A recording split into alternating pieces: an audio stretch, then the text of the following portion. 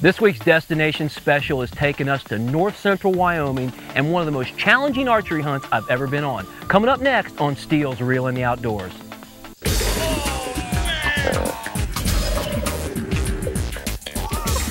There it goes.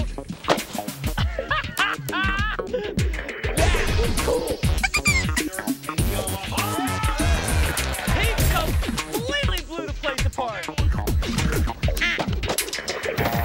What a pig. That is me shooting that spot.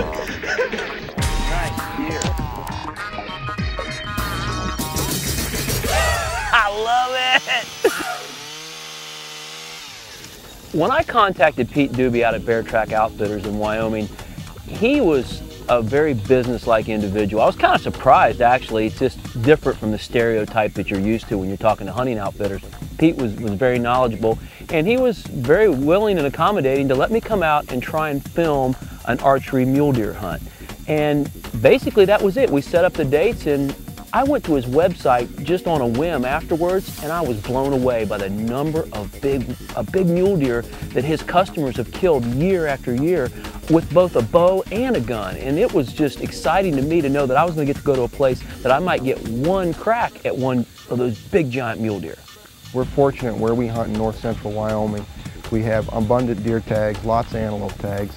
We take care of that process for our hunters. The application deadlines are March 15th each year, but we do that process for them.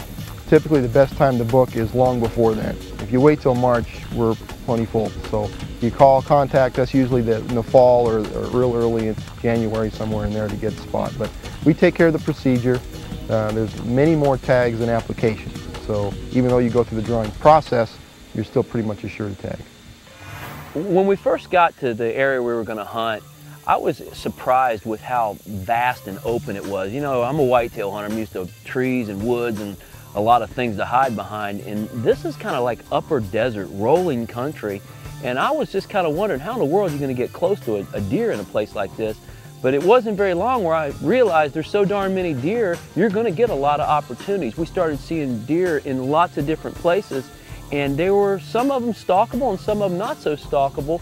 But the weather was unseasonably hot for north central Wyoming in September. I mean, it was a boiler. I mean, we'd start out the mornings in the 60s, and by the end of the day, we were in the 90s. I mean, it was just brutal hot. If that were whitetail hunting in the Midwest, you would not go hunting.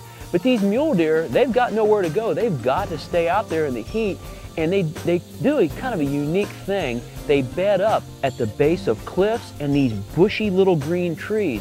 And they actually go in there and they paw out the ground. They'll dig a little ditch about this deep and get into the cool dirt, and then they'll lay down and pretty much bed up all day long and just stand up occasionally to feed. Well, the cool thing about that is once you spot one moving around, you can follow him till he beds down, a lot of glassing until you catch one moving, follow him till he beds down, and then he's down for a good period of time. Time for you to get around and stalk up on him. But there's also a tough part to that. Now that whole bedding scenario is kind of a double-edged sword. They'll get in a bed and they'll stay put for a long time to where you can stalk up on them. But the fact that they're behind a bush, usually with the wind in their face, facing out over an open area, makes it tough when you come in from behind them, which is the only way you can approach them, because you can't see them. Usually all you can see is the tips of their horns. And for a guy like me, that was pretty difficult. So many times Pete would have to point them out before I could see them. I've got to admit that first morning was pretty hard on me, because we're riding and glassing, and there's a big buck, but he's not big enough. There's a big buck, and he's okay, but he's not in a good stalkable spot. Literally every situation that Pete looked at, he was deciding whether the buck was A, big enough, and B, whether we could get in on him without spooking him and ruining him for the rest of the hunt. So by the end of the morning, I was going nuts. I want to get after one of these things. I mean, how would you go after that one? What's the game plan? I mean, obviously we got to get to him, you know. Yeah. Well, we'd probably come above him from the left over there. Use that terrain. The wind's kind of blowing, would be from the right to the left, so if we can get above him, wait him out. The nice part about that setup, it looks like his head's in the bush there. He's laying like this, his head's on this side.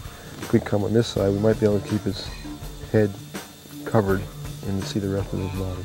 get up there and just try and wait him out if he stands up? Because if he just stands up, we'd have a nice shot, and we'd be above him and kind of out of the way there.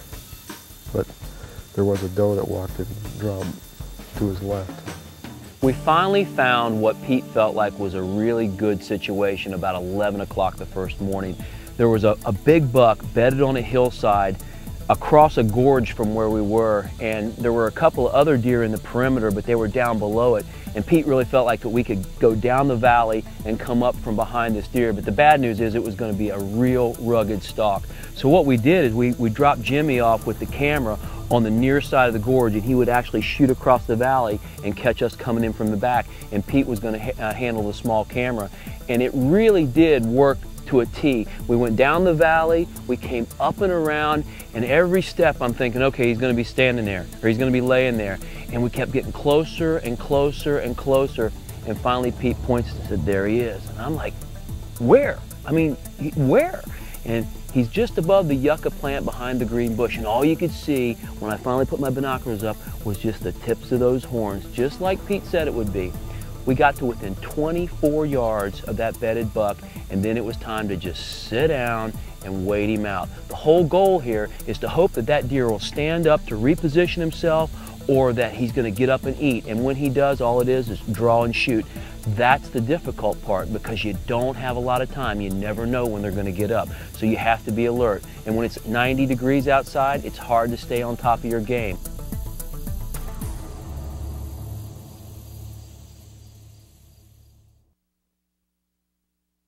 Now, everything that I'd read my whole life about mule deer is the fact that mule deer are dumb. They're not nearly as smart as their eastern cousins, the whitetail. I'm a whitetail hunter, man. If I can get into 20 yards of a whitetail with a bow, I can easily sneak up and stick an arrow in a mule deer.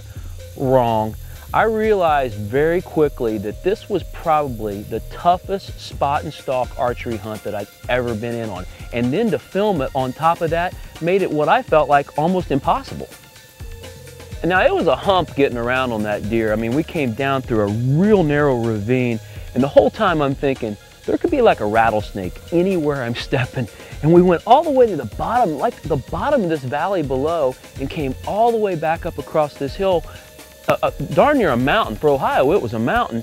But the idea is Pete wanted to come straight down on this deer. He had gotten his landmarks, and he knew exactly where he wanted to come in on this deer.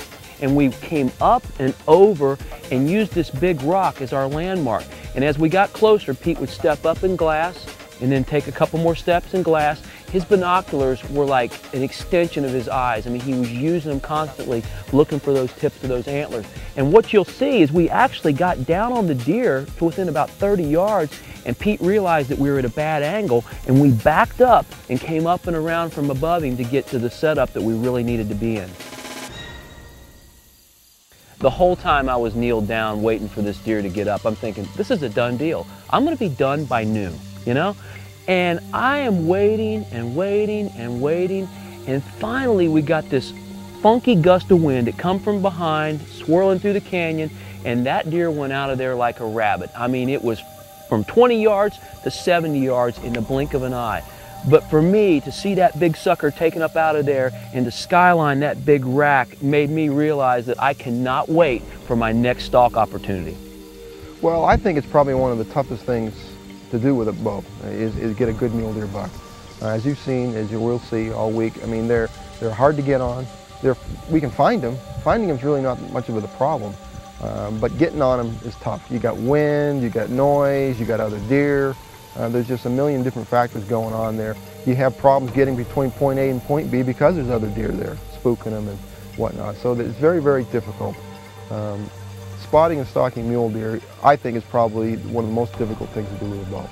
You can sit over a blind, you can watch them come in through hay meadows, but to actually go out to a deer that you want to get and get on him and have everything work is extremely, extremely difficult.